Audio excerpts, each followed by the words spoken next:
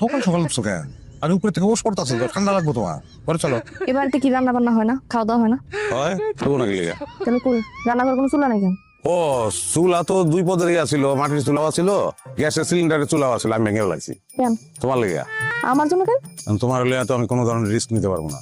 মনে করে চুলায় রানতে গেলে সিলিন্ডার বাস্ট হয়ে মরে যেতে পারো, লাকড়ির চুলা থেকে শাড়িতে আগুন লাগতে পারে, তেলের মধ্যে কোনো কিছু দিলা তেল ছিটকে ফোসকা পড়তে পারে। আমি তো এইসব রিস্ক নিতে পারবো না। টেনশনের কিছু নাই। খাওয়ান 3 বেলাই আসবো, 3 বেলাই আসে।